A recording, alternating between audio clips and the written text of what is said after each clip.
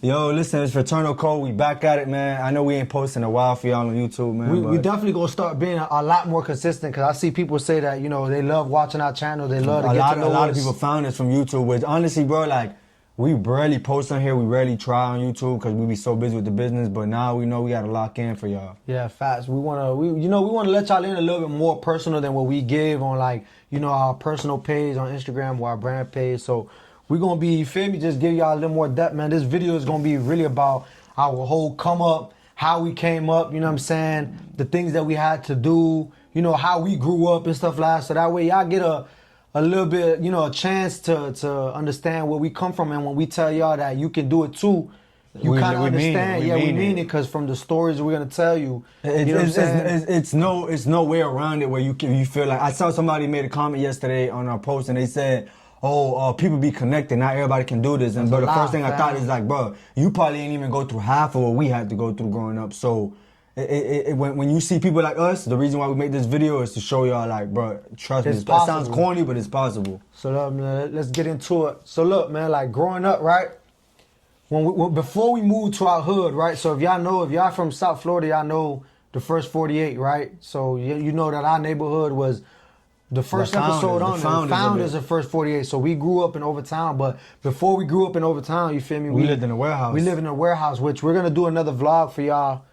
Going into the warehouse to give y'all a tour of where we actually used to live. But you know, we lived in a warehouse, you feel me? Just a typical, you feel me, just poor family, you know what I'm saying? Like, you know them albino rats that you used to see on the streets, like especially if you from New York or something like we was living with them, you know what I'm saying? We would sleep with them. We see them like it's nothing, you know what I'm saying?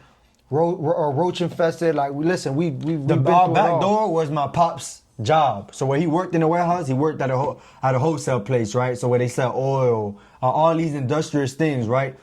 He would come home from lunch break and open the back door and be where we live in home, basically. So you know, we lived in a warehouse. You know, we had no friends growing up because on the street we was living in was an industrial street. So there was no kids, you know what I'm saying? It was just work. It was just workers. Straight warehouses around us. Straight warehouses around us. So, you know, we'd carve out the little, you know, the little lunch crates.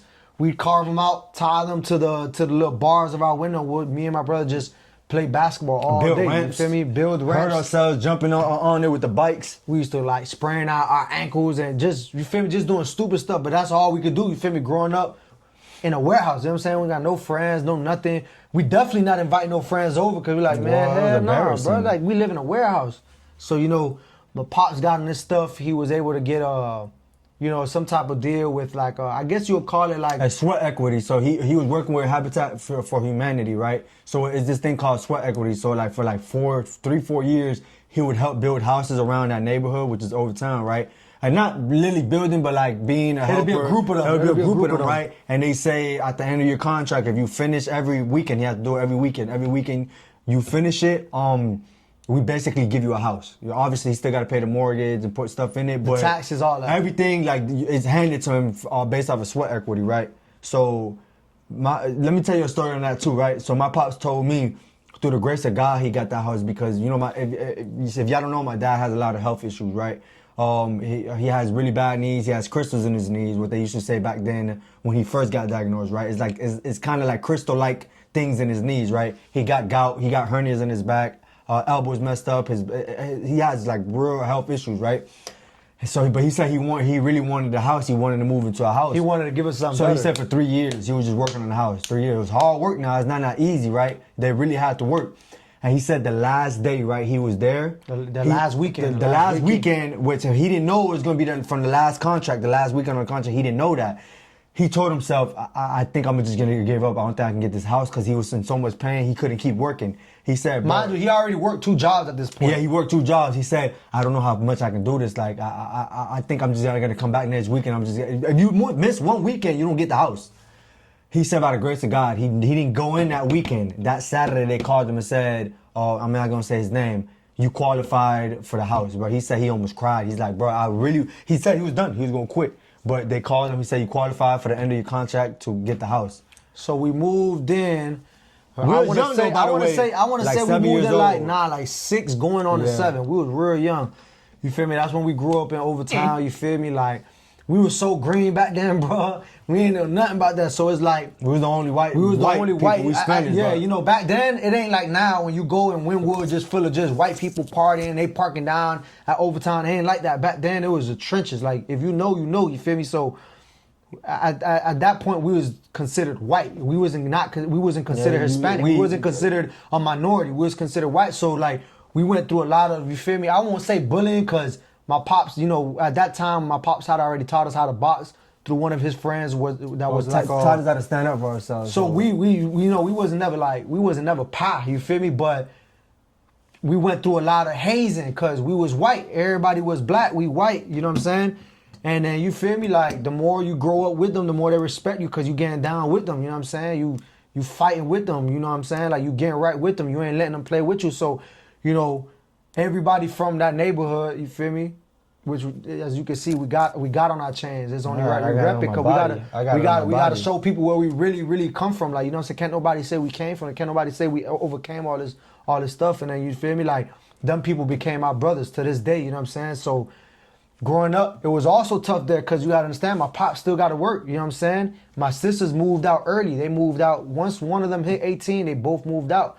So we just young trying to figure it out. We playing sports at the time. We dumb fight at football, you feel me? But we was just never disciplined enough. We was uncoachable, you know what I'm saying? So every team, we just be, you know, we ain't like when they talk to us a certain way. They talk to us crazy. We talking crazy to the coach. We get kicked out the team. So we was never coachable. So you know, the only thing left was just us just hanging with the people we knew who to hang with, you know what I'm saying? So we even got kicked out of schools because of this, you know what I'm saying? Like, so, you know, you grow up with a certain group of people, you got to go through things, you know what I'm saying? And we ain't going to speak on all that because we don't like to glorify none of that. And we also don't want to put in your mind that you got to go through this in order to see, you know, blessings.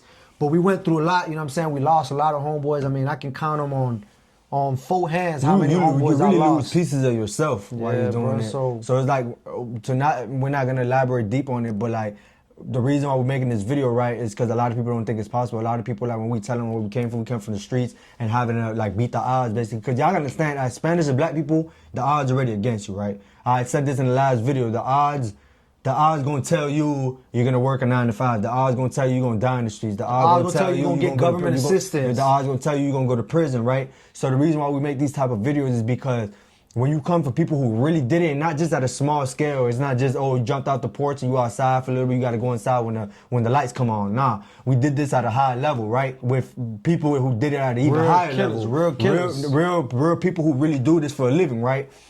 Basically, they do it as a passion.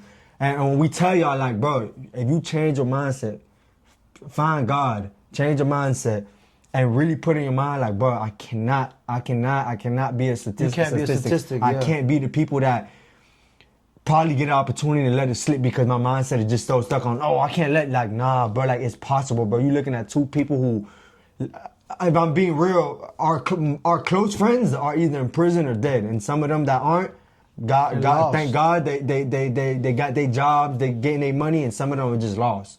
They just don't know what to do with their life. So all they can result to is they passion, you know what I'm saying? Like, we gonna get more into it. I just don't want you two to flag it. So like that's probably something we'll share like another time and stuff like that. But yeah, so we grew up on that, you feel me? Got kicked out of a lot of schools because of that, you feel me? We went to Miami Edison and we had to end up leaving because the beef got, you feel me? It started boiling too hard. Nobody knew that. Everybody thought we just wanted to go back to old school. Everybody thought it was good, but you feel me? Like the beef started brewing too bad. We couldn't even walk because my mama used to stay in Little Haiti, so we couldn't even walk down to my mama's crib from the school because you feel me? Like it was after us, you know what I'm saying? So we had to move schools. We went to another school, but that school was in a district where we was also beef with them folks. So we almost got into it in there, you know. They put us into the office, told us, yo, it's either we expel y'all or you just, you know, just leave out of your own will, so it's not in your record. So we had to leave that school, and we went back to our home school where we should have been went there though, bro. I ain't gonna lie. They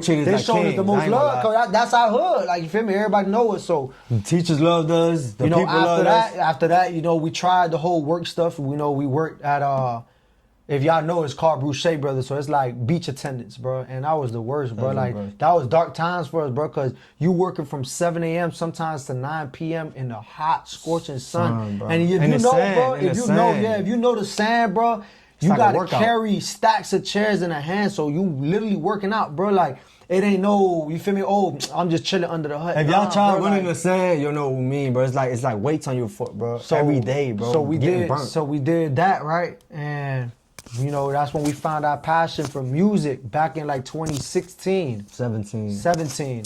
Ironically, bro, we did. It sounds cliche, bro, but the first time we ever went to the studio, our dog died that same weekend, and at that point, we lost so many people. We stopped going to funerals, and we didn't want to go to no more funerals. Like, so we like, man, you know, the whole cliche hood stuff where you like, let me make a song for bro, and we went in there, and we made a song, right, which had nothing to do with it. We just mentioned them in it. And from there on, we was like, oh, bro, I think this is Just what the we gotta passion, do, bro. bro. And This is what then, we gotta do. by the grace of God, the people that we met at the studio, we still with them to this day. They family, like forever. Whether we do music or not, we gonna forever be family. And he saw something in us that we ain't even see. Cause back then we was trash, bro. Like we couldn't make a song for nothing, bro. Like you could have paid me $1 million to make the best song, bro. I would have folded.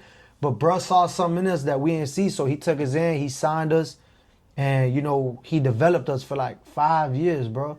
And our sound started to grow. We started getting good, but our mindset was so messed up, bro. You got this. That's what I'm trying to tell y'all. You got to change your mindset, Especially while you young, bro. Especially while you're young. Our mindset's so messed up, bro, that we could have been way further where we were with music, but we was just so. Our mentality was just so angry all the time, so we didn't want to link up with people. We didn't want to do features with nobody. We didn't want to. We didn't want to listen to sometimes to our manager, bro. managers It and came stuff, to a bro. point where it's just like, we can drop this, right? And then we'll be like, nah, because it might make it look corny. Like, we street niggas like this, and it's just like, fam, bro, if we would have got that Out of our mindset out of the bro. mindset, bro, we would have been way further. We had the money to play with. Because we had the backing, we had a label, we had managers, we had a team, facts. engineers, writers, we had everything. But this is why it's important while we're making this video, bro. Y'all gotta get out that mind frame while y'all young, bro. Because when you're not, it's like teaching an old dog new tricks. As you get older, you gotta learn how to drop habits, bro. Because if not, it's gonna hold you back so much more, bro. Like I promise you, look, but we almost 30. Next year we about to be 30. Nah, hell nah. Chill out, bro. We about to be 29. We 28 right now, bro. What are you next year? July coming up, we 29. So what are you next year? 30, but we not almost 30. Don't say that. Yes, you are, bro. Nigga's fine. It took it longer, but we. 29. He can be 30. I'm 29. So next bro. year you're not 30. Nah. You tripping? You My not? birthday coming up this July. And then what is next year? Bro, 2027. I'm living in the night. But we about to be 30, bro. If we were 16 with the mentality we had now, I promise you we would have been millionaires, bro. Yeah. And it's that easy. It's the mindset first, finding God first, mindset second, hard work third. So we get into the whole music thing, you know what I'm saying? Then you feel me? We really in it. I'm talking about, bro, like our whole heart is in it, bro. We doing this for 7 years straight. I'm talking about no funny, bro. Like 16 to 18 hours every day in the studio. We would come out of the beach job at 7 p.m. sometimes, go home, shower, go straight into the studio, stay all the way to like 4 or 5 a.m. and have to go to work the next day at 6:30 a.m. because we had to wake up to go drive over there, bro. So we doing this with a passion, right? Like it's to a point where, you know, we were close to getting like small little deals here by Red Bull and stuff like that. And our manager for the job, he was on board. He'd be like, I'd be like, hey, bro, like I got a meeting with Red Bull coming up. Can I go upstairs to the hotel, shower, and then dip? He like, yeah, just do whatever you got to do. You know what I'm saying? Like, in a sense, he kind of like was with it. You feel me? But you feel me? A job is a job at the end of the day, right? So the job stuff, you feel me? It ain't really last too long. We ended up getting fired for some BS. You feel me? So Nah, it wasn't no BS. You know why you got bro. done. I played, bro. I ain't never sold drugs day in my life, but you feel me? Like them white folks in there, they was so rich, bro. So they'll be like, oh, if you could get me just like, you know, a little dime bag, this way back then, I'll pay you 80. Hell yeah. So he's like, if you can roll it for me, I'll pay you even more.